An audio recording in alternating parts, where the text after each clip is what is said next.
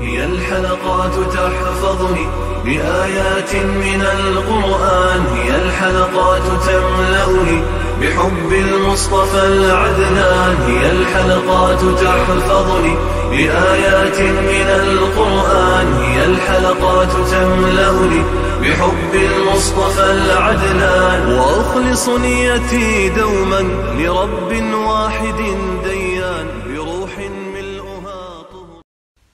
Sure Sad tefsiri 1. ayetten başlayıp okuyayım inşallah. Bismillah, elhamdülillah ve salatu ve selam ala Resulillah. Esselamu aleyküm ve rahmetullahi ve berekatuh. Tövende diktanlağa İbn Kathir rahimahullah'ın Kur'an-ı Kerim tefsiri Uygurca tercümesi Sad suresi 1. ayetinden başlayıp okuyayım inşallah. Euzubillahimineşşeytanirracim. Sure Sad Mekke'de nazil bolgan 88 ayet. Nihayet şefkatlik ve mehriban Allah'ın ismi bilen başlayman. Sad. Şanlık Kur'an bilen kasem ki bu Kur'an hakikaten mucizedir. Belki kafirler imandan baş tartmakta ve Resulullah'a muhalefetçilik kılmakta. Ulardan ilgiri küfrü tüpeylidin nurgun ümmetlerini halak kıldık. Ular azapını köygende peryat kıldı. Halbuki bu kaçıdığan vakt emas.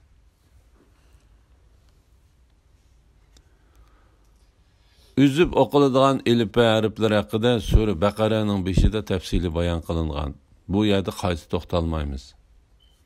Şanlı Kur'an bilen kasem ki, yani bendiler üçün vəz nəsiyyətini, ulanın dünya ve ahiretlik menfaatini öz içige ağan Kur'an bilen kasem ki, İbn Abbas radiyallahu anhuma, Sa'id ibn Cübeyr, İsmail ibn Ebu Khalid, İbn Ebu Uyeyne, Ebu Hüseyin, Ebu Salih ve Suddi qatarlıqlar bu ayetni şan şereflik ve yukarı mertebelik deb tefsir kıldı.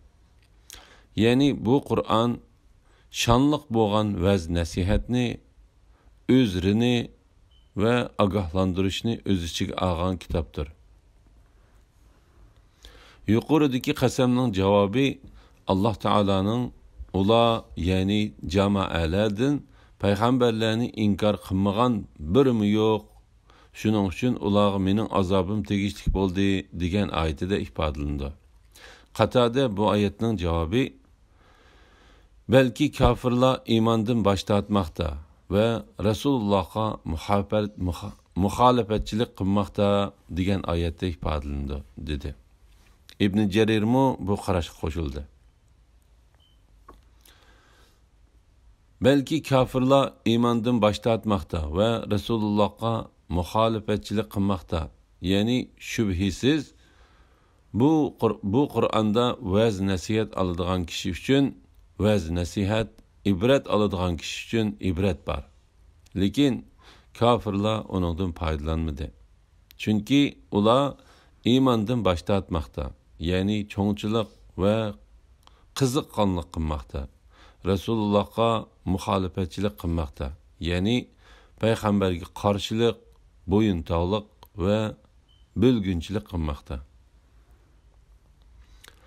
Allah Teala peygamberlerge qarşılık qilganligi ve osmondan nazil bo'lgan kitaplarni inkar qilganligi sabab bilan halak qilingan ilgiriki ummatlarning halokati orqali ularni qo'rqitib mundaq deydi.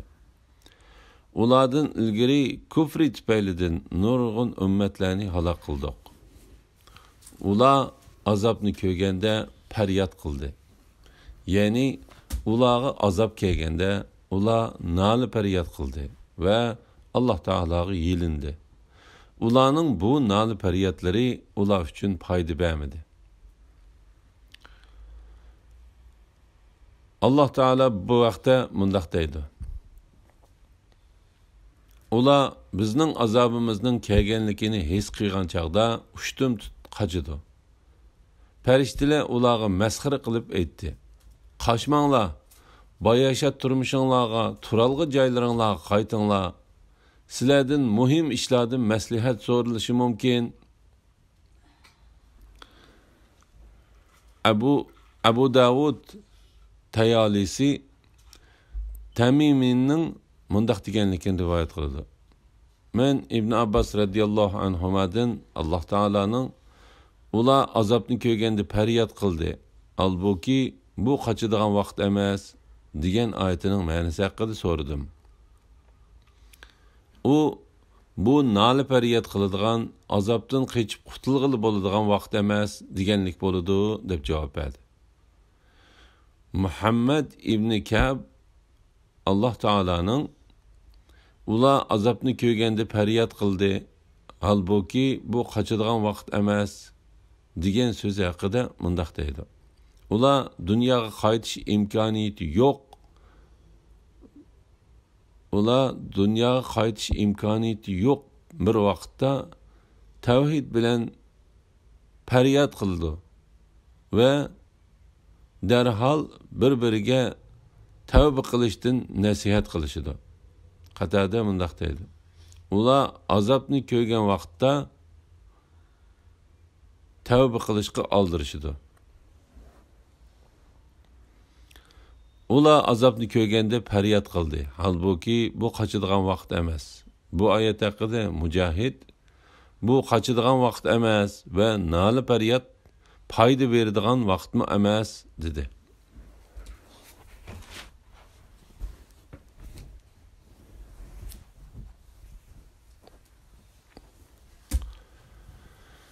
Ularga özlerinin içinden bir agahlandırgıcı, yani peygamber kelgenligiga ular hayran qilishdi. Kafirlar aytdi. Bu bir yolg'onchi sehrgardir. U nurg'un ilahlarni bir ilah qilmoqchimi? Bu haqiqatan g'alati ish. Ularning, yani Qurayshning kattalari sorunlaridan qo'zg'alib chiqib ketdi. Sizlar meninglar, ma'budlaringlarga ibodat qilishda ching turinglar. Bu haqiqatan bizdan iroda qilinadigan bir ish. Yani Muhammad sizlarni dininglardan tandırıp sizlarga o'zining ustunlik qozonishini iroda qiladi. Buni biz boshqa bir dindan, yani Nasara dindikilardan anglamadik. Bu faqat o'ydirmidir.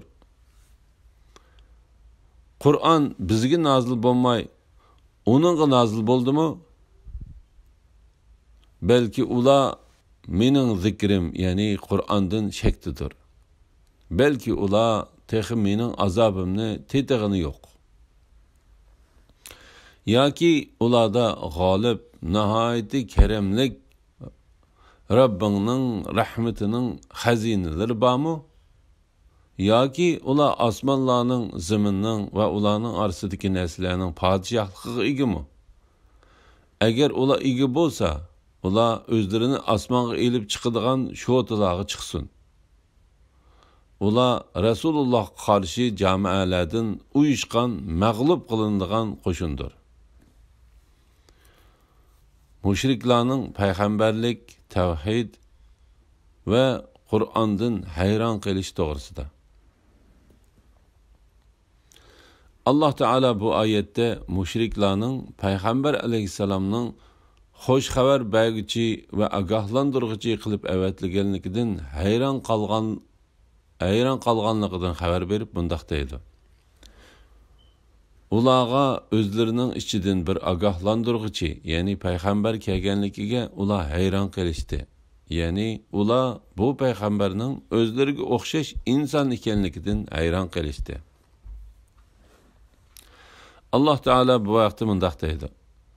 İnsanlarning biriga, yani Muhammed aleyhisselamga, insanlar, yani kafirlarni Allah'ның azobidan agahlandırgın, mu'minlarga Rabbining dargohida qilgan yaxshi amallar uchun yuqori o'ringa erishadiganligi bilan xo'sh xabar bergin deb vahiy qilganligimizdan ular ajablanamdi. Kafirlar bu hakikaten aşkar sehirdir dedi. Kafirlar etti. bu bir yolg'onchi sehrgardir. U nurg'un ilahlarni bir ilah qilmoqchimi? Ya'ni u ma'bud birdir. Uningdan boshqa ma'bud barhaq yo'qdir demdi. Mushriklar buni inkor qildi. Ular Alloh taolo qilgan sheriklarini tashlashga buyurilganligidan ajablandi. Chunki ular butlarga ibodat qilishda ota-bobolarining izidan mangan shiriklik bo'lsa, dillariga o'rnab ketgan edi.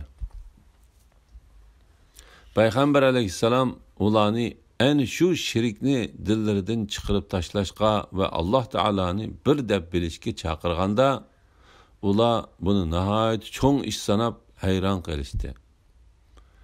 Ular u nurg'un ilahlarni bir ilah qilmoqchimi? Bu haqiqatan g'alati ish dedi.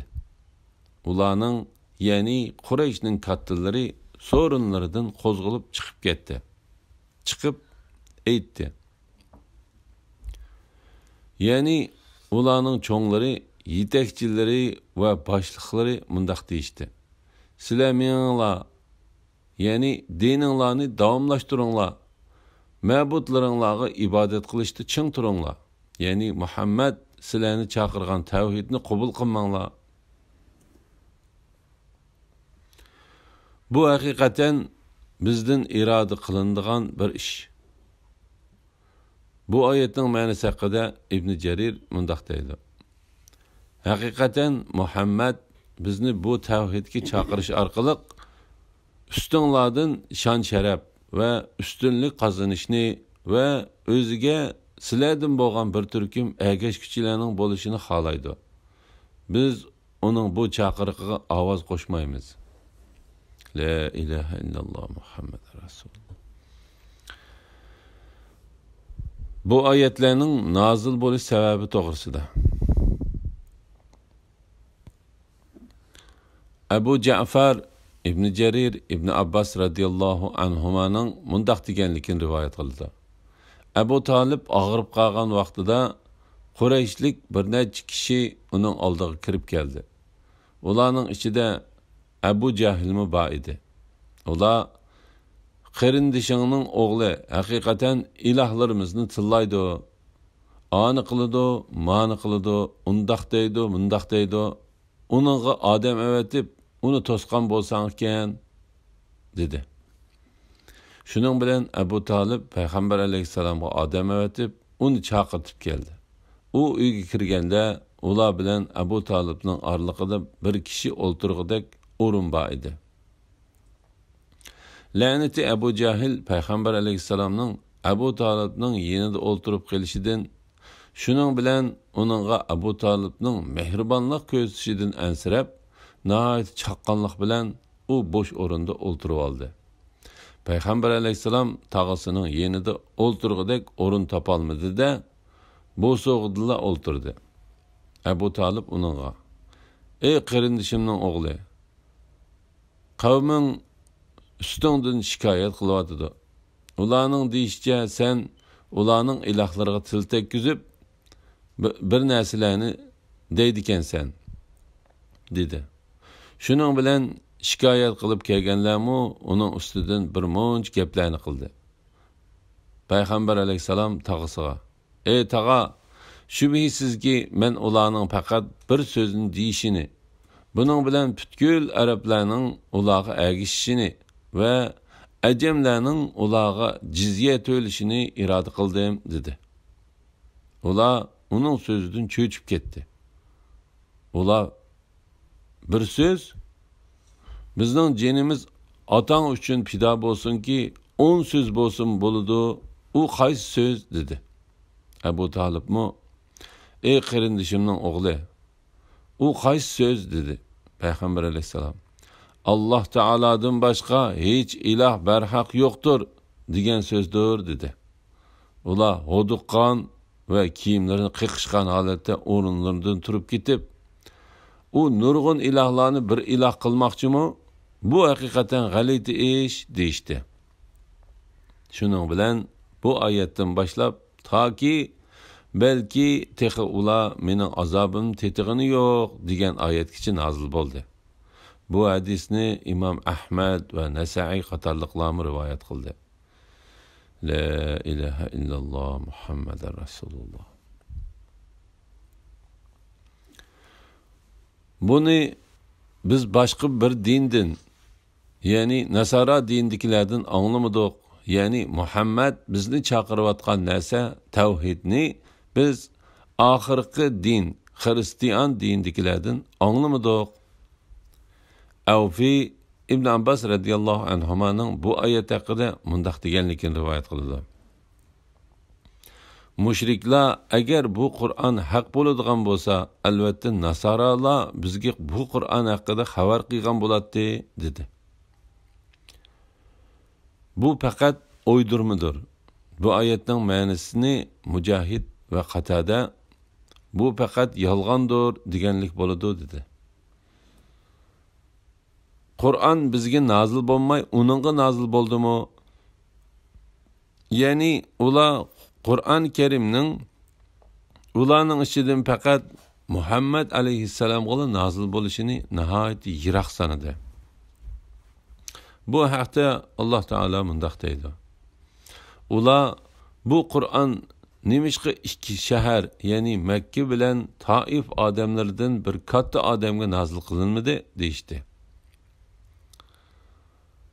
Rabbingning rahmatini ular taqsim qilib beramdi. Biz ularning hayoti dunyodagi rizqini ularning orasida taqsim qildik. Ularning ba'zisini haq berib ish qilsin deb, ularning ba'zisini darajasini ba'zisidan ustun qildik. Ularning ba'zisini haq berib ish qilsin deb, ularning ba'zisining darajasini ba'zisidan ustun qildik. Shuning uchun ular o'zlarining ichidan payg'ambar alayhissalomga Qur'onning nozil bo'lishini yiroq sanab, o'zlarining naqadar nodon va aqlining kam ekanligini ko'rsatib berdigan bu so'zni qildi. Balki ular texi mening azobimni tetig'ini yo'q. Ya'ni ular mushundaq bema'ni so'zni deyishidi. Chunki ular bu so'zni qilgan vaqtgacha Alloh taolaning azob uqubatini tetig'ini yo'q. Ular degan so'zlarining va inkor qilgan narsalarining oqibatini kelgusida jahannam o'tiga qattiq ittirilgan chaqda cho'qim biladi. Alloh taolo keyingi oyatlarda o'z zotidan bayon qilib mundaq deydi. Alloh taolo o'z mulkini tasarruf qilguchidir.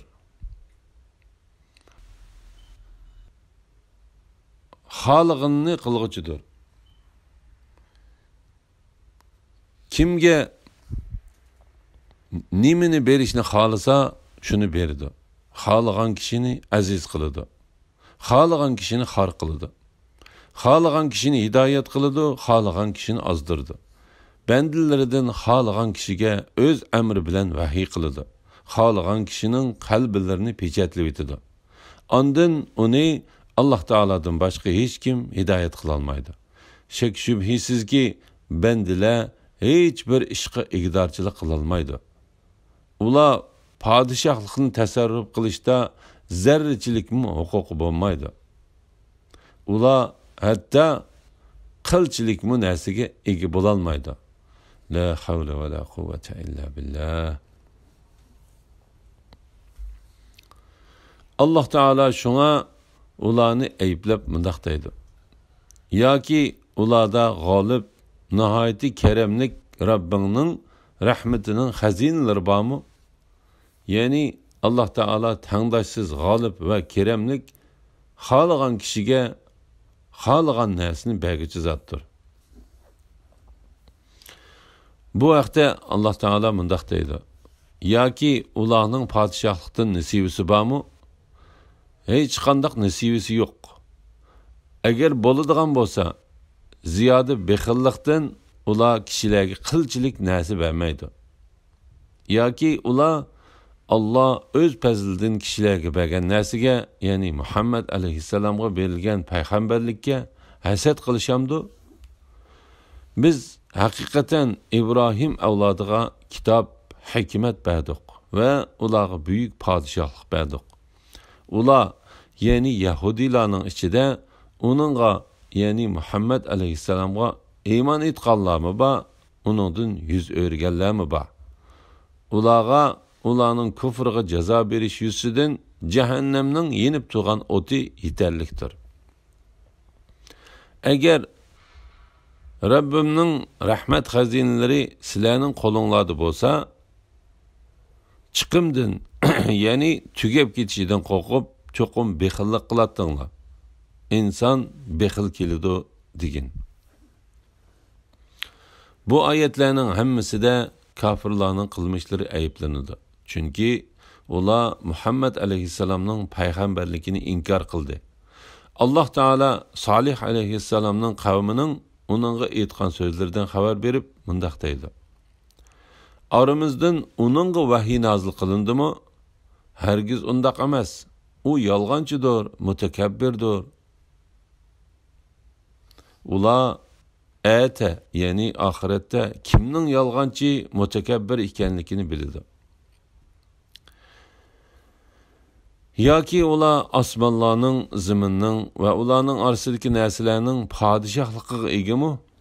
Agar ular ega bo'lsa, ular o'zlarini osmonga elib chiqadigan sho'tilarga chiqsin. Ya'ni agar ularda shu podshohlik bo'lsa, ular o'zlarini osmonga elib chiqadigan sho'tilarga chiqsin. İbn Abbas radhiyallohu anhuma, Mujahid, Said ibn Jubayr, Qatada va boshqalar bu oyatning ma'nosi osmonga ulashadigan yo'llarni topsin deganlik bo'ladi dedi. Zahak bu 7-chi osmonga chiqsin deganlik bo'ladi dedi. Ular Rasulullohga qarshi jamoalardan uyushgan mag'lub qilinadigan qo'shindir. Ya'ni ayni shular haqqa ergishishdan cho'ngchilik qilib, iymondan bosh tortgan va payg'ambarga qarshilik qilgan qo'shindir. Ular kelgusida xuddi ulardan ilgariki payg'ambarlarni inkor qilib halok qilingan jamoalarga o'xshash mag'lub qilindi va halok qilindi. Alloh taolo bu vaqtda mundaq deydi: Yoki ular biz Muhammad ustidan g'olib qavmimiz demdi, mushriklar to'pi mag'lub qilindi. Orqaga qarab qochidi, hargiz undaq emas. Ya'ni ularga berilgan azob bular emas. Qiyomat ularga azob qilinish va'da qilingan vaqtdir. Qiyomat texmi qiyindir, texmi jaboliqdir.